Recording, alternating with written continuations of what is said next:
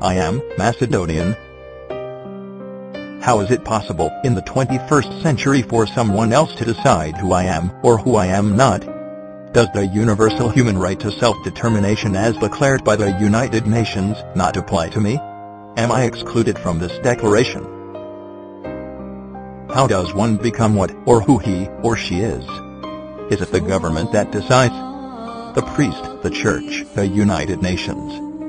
Who has the power to decide ethnically and nationally who I am, what language I can speak, what songs I can sing, what dances I can dance? And if anyone has that right, who has given it to him or her? My parents are Macedonian, my grandparents were Macedonian, and my great-grandparents were Macedonian as were their parents, so what am I now? Chinese. Not that I want to be one, but even if I wanted to, I cannot be anything but Macedonian because all my ancestors were Macedonian. In the beginning of the 20th century, my ancestors struggled to free themselves and Macedonia from the grip of the Ottoman occupiers, as did the other nations in the Balkans. After 5 centuries of occupation, it was time for freedom, time for the Ottomans to leave. The spirit of freedom was felt everywhere, and blood was spilled to achieve it. Unfortunately, freedom to the Macedonians did not come easily, in spite of their effort. Not to Macedonia, and not to my ancestors. One tyrant was replaced by 3, and instead of gaining its freedom, Macedonia was again occupied and divided. Worse than before, in addition to losing their homeland, Macedonians now lost their identity, and forcibly were made into Serbs, Bulgarians, and Greeks. The struggle for the Macedonian name, identity, and language became, and 100 years later, is still a burden to all Macedonians, and a shame for Greece, Bulgaria, the EU, and the United Nations, who still insist on their non-existence. My ancestors fought hard for their identity, nation, and country Macedonia, but obviously not hard enough, because they did not understand the power of politics, and were naive enough to trust their neighbors, to have their best interest in their hearts, when hundreds of thousands of them joined in the fight against the Ottomans, to first free their neighbors, and then their own homeland Macedonia. Macedonians believed in a united Macedonia, and a Macedonia for Macedonians. Their neighbors, however, had different ideas. The Greeks, Serbs, and Bulgarians fought against one another for a larger land grab of Macedonia, each claiming that Macedonia and Macedonians belonged to them, only to settle for its division in 1913. Historian J.S. Gandetov writes, 19th-century Greeks did not regard the Macedonians as people of the same ethnicity, Politis 1993-36, Damaras 1958, Karagatsis, 1952. 1. Greeks in the late 18th and early 19th century viewed the Macedonians as conquerors of Greece. Only after the Megali idea took root in Greece did the Greeks embark on providing and securing evidence for their new political vision.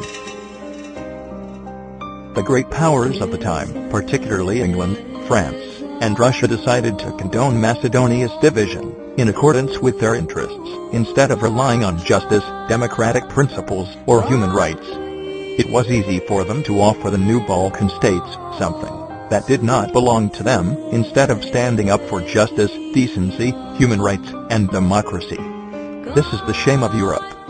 Europeans made a great mistake in the 20th century, and Europeans must fix it now.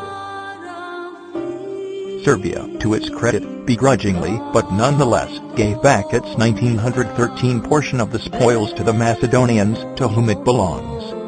Bulgarians and Greeks are still holding on to more than 2/3 of Macedonia. All 3 committed ethnocide, and, yes, genocide, since they acquired Macedonian territories in 1913, but Greece and Bulgaria continue to do so to this day. Yes, even today Macedonians in Greece and Bulgaria are forbidden to use their language, sing their songs, and freely express their ethnic identity, even though both countries are members of the European Union. Both Greece and Bulgaria accuse Macedonians of stealing Greek and/or Bulgarian history, as both will do all they can in their power to exterminate the Macedonian name, language, and history. Both claim that there is no such thing as a Macedonian nation, language, customs, or history. What about me, my ancestors, my parents, grandparents, great-grandparents, and millions of other Macedonians worldwide? What are we? Are we a mass of unidentified humans? A new species that just appeared on this planet out of nowhere? What about all the songs that glorify Macedonia, Alexander, his father Philip II, King Samuel, Gottsaid Elship, Yane Sandansky? In fact, there are thousands of folk songs mentioning Macedonia, and the struggle for freedom from the Roman Empire, the Ottoman occupation, Macedonia's division of 1913, the Second World War, etc., which are neither of Greek or of Bulgarian creation. Macedonia is not even mentioned, let alone glorified, by Greece and Bulgaria.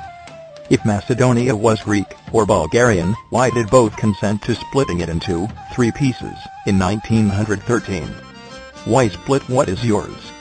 Only Macedonians were against splitting Macedonia, and only the Macedonians want it put back together.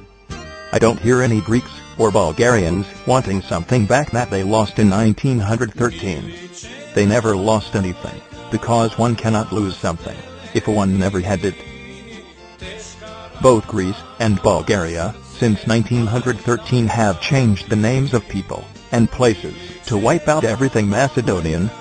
Greeks even went so far as to change the names of the dead by inscribing Greek names on the gravestones of the deceased and long-gone Macedonians. This is the shame of Europe. If this historical injustice is not righted, and if Macedonians are not given rights as other nations enjoy, there will never be true peace in the Balkans or in Europe.